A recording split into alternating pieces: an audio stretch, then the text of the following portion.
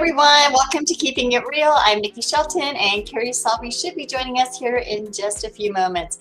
Hey, happy Valentine's Day to everyone. We hope everybody's out having or getting ready to go out and have a good dinner or something with their significant person and enjoying the day. Anyway, let's go ahead and get started, and hopefully Carrie will join us soon. Okay, so let's see here. So today we're going to talk about love at first sight, and this is when a buyer comes to your house. And these are going to be some of the ways that sellers can kind of mess up and not making it love at first sight. So I'm kind of keeping it to the theme of Valentine's Day.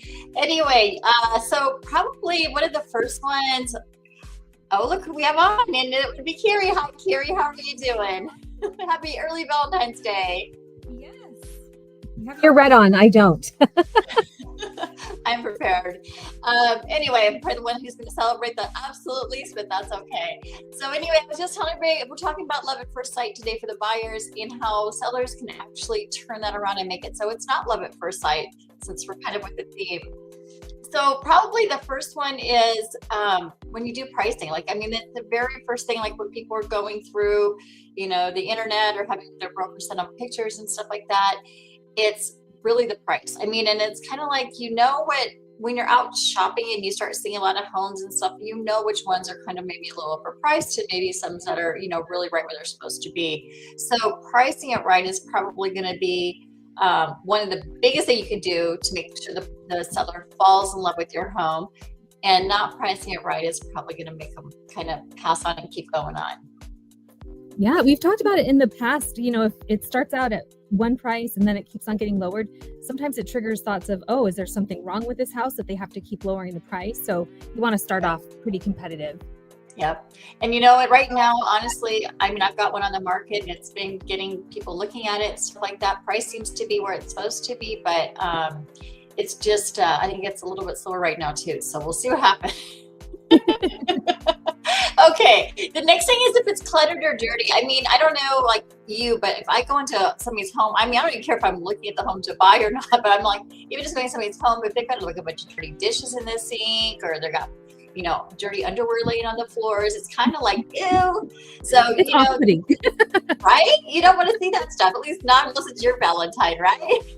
Exactly. Okay. What about when you pull up to the house? What should it be like? You want nice curb appeal. You want the yard to look nice. You want, chipped paint, different things like that just are off-putting too, because people start seeing dollar signs. Yep, absolutely. And you know what happens? I mean, if, or even just like basic stuff, like just if it has a bunch of leaves on the sidewalk, I mean, to me at least, it's maybe like the person's not taking care of it like you would want them to take care of it because you're looking at buying this house. So, I mean, all the little stuff that you do to just try to help make sure it's just more inviting and easier to get into, absolutely the better. Okay. And I think ease too, because this time of year, we're seeing a little bit more wetness, ice. And so if you keep the pathways clear up to the house, it's actually a safety thing too. So it's absolutely dual fold there. Absolutely. And then I've had some sellers sometimes where it's like, well, let's see, I'm not going to be available because I want to go shopping with my girlfriend or something like this. And so I don't want to show, or I'm going to have my girlfriend come over and have a glass of wine that night. I don't want to show a house. Once in a while, I get it. I mean, there's things that are like super, super important. I mean, maybe it's, a spouse's special birthday or something or whatever, but I get it sometimes. But if that is happening all the time, you really need to look at, is this the right time to be selling your house? Because if people can't get in to see it, what good is it to have it on the market? Right. So, okay. And then there's the thing with our beloved pets. I hope my pets have a great Valentine's. Do you do stuff for your dogs, or do you do stuff like that? No, usually just for Christmas. Okay, well, we usually do at Christmas too, but I think I might celebrate this year with my dogs. I don't know, maybe go for a walk and go get some pup cups or something from Starbucks. That would be fun. Right? They deserve a little fun too. But, everybody has, or not everybody, but a lot of people have their little companion pets and stuff like this that they keep.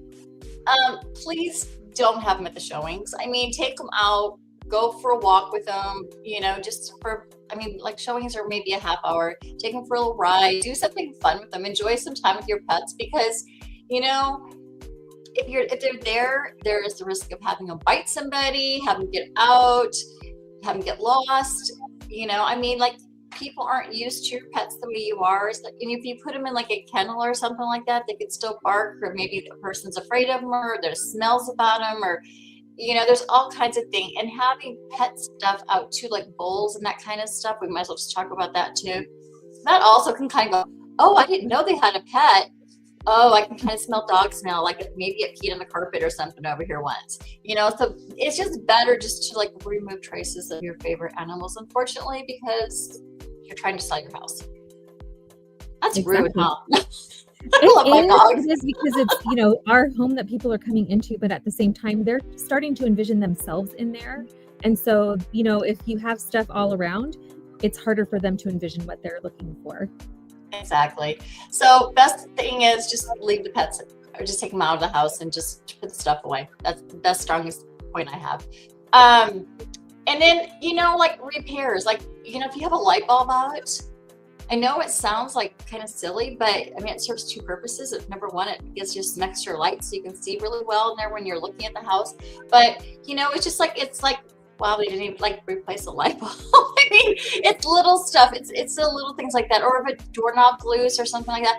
All those little things, those little details that you might be used to because you've been dealing with living in that house, and you're kind of like, oh, it's not that big of a deal. But when somebody else is coming to look at it, it's like, oh, more time. Like you said, more cost, more cost. It's also more cost, but it's also more time, more time, more time, more time. So, people don't like to give up a lot of time.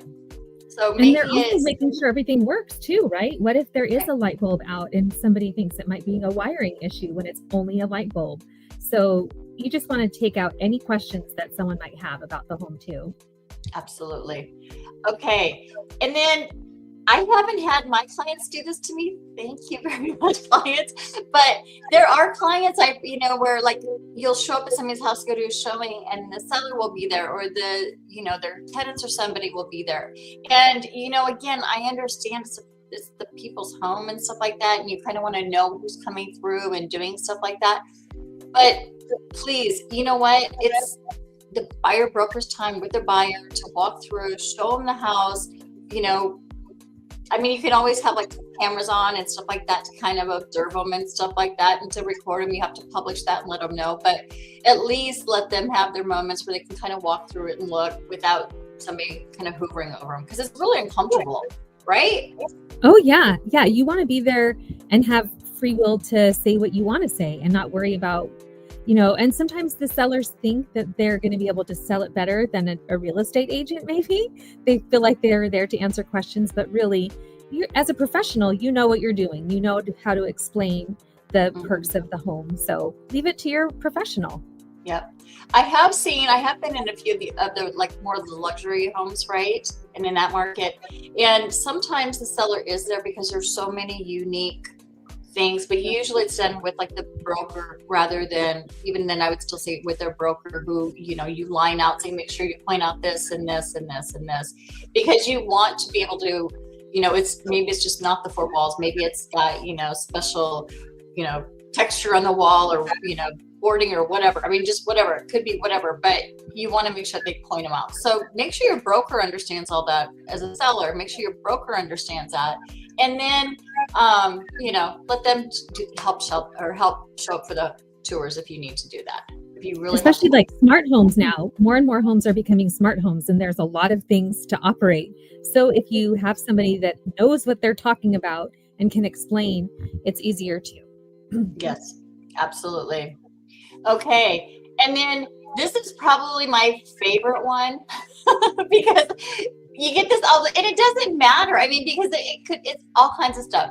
Smells. And I keep saying this is probably the number one thing. While people will say, God, it's like the layout is great. I love the location of it. I love that it has this and this and this feature. But God, it just has this weird smell to it. I just can't get past the smell. And it could be pets, like we mentioned. It could be cigarette smokers. It could be, I don't know, just not being clean enough. I mean, it could be all kinds of stuff. So old house smell, we found out too. Like there's just this smell of older homes that was just years and years and years of people living in that home. the homes have smells. I don't care whose house you go to. They all have smells. Good, bad, or ugly, right? I Yeah, mean, I you mean, have teenage boys. You know the teenage funk. yes, exactly. I mean, and it's like it doesn't matter how much you clean, it could be spotless, but it still might have the smell of stinky boy feet. It could Right. be a thing. Like, hey, tell my boys that. No, I have one more left. He's leaving this year. I feel Valentine boys you. are not. Dang it. Okay, and then the last thing is properly lit. Make sure that it's really lit up. That when you turn the lights, it's not really like.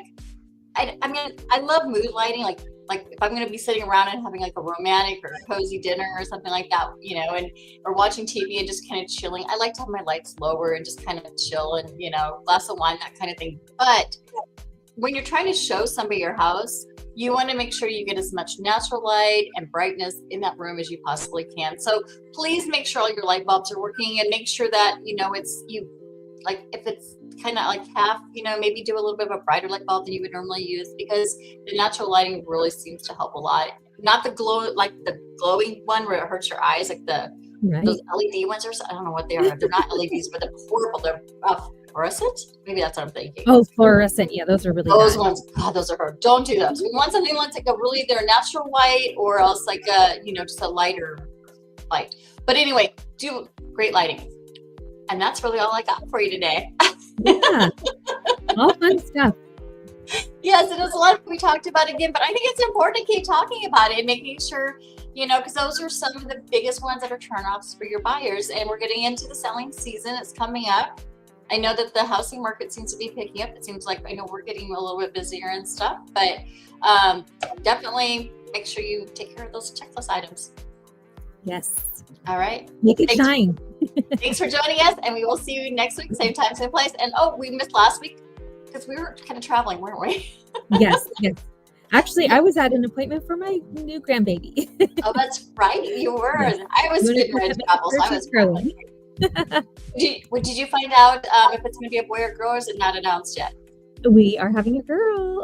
Congratulations. Like it's mine, but yeah. It's your grandbaby girl. It's going to be so exciting. Anyway, congratulations, Carrie. We will see everyone next week. Happy Valentine's Day, everyone. Happy Valentine's Day.